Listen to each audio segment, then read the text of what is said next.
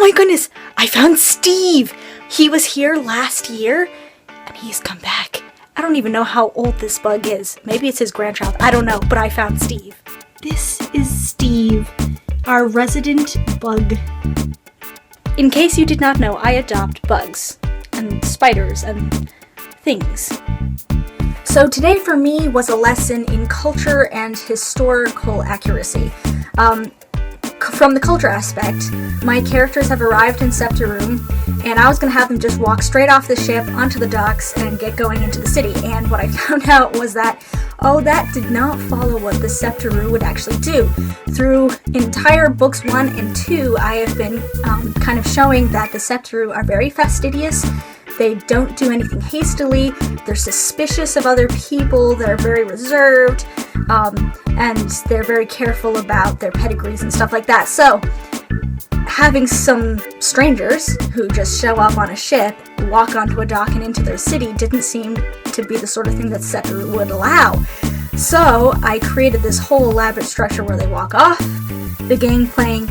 They have to meet with the portmaster, basically get interviewed by him, have everything, all the cargo, all the passengers, all the crew members checked through the portmaster, make sure everything's okay. They have to stay on the dock until the gates open, till everything's been done and the gates open. And so it's just like this whole ordeal, and it's very, very frustrating to the main character, Catril, because her people are very expedient. They just do things. They make up their minds, they get it done.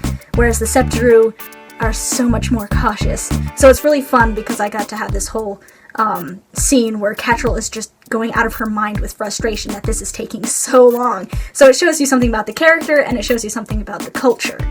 And the second thing was that they check into this inn, and I just thought, okay, they check into an inn, they get a key, they go up to the room, and that's where they stay. And what I realized was, historically, I did some research, historically, yes, there were private rooms, but if you wanted to save a couple of bucks, you would probably end up in the common room, where everybody just kind of piles on top of each other like puppies, sleeps all over the floor, and over these, maybe these benches or something like that. I have seen something like that in a movie once, about a missionary in China, and that's how the Chinese slept at that time, in inns.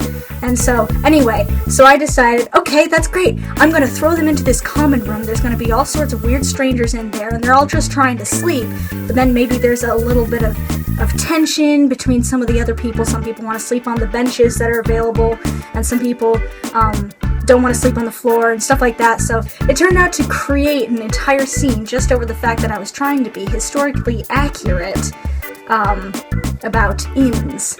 So yeah, it was very interesting.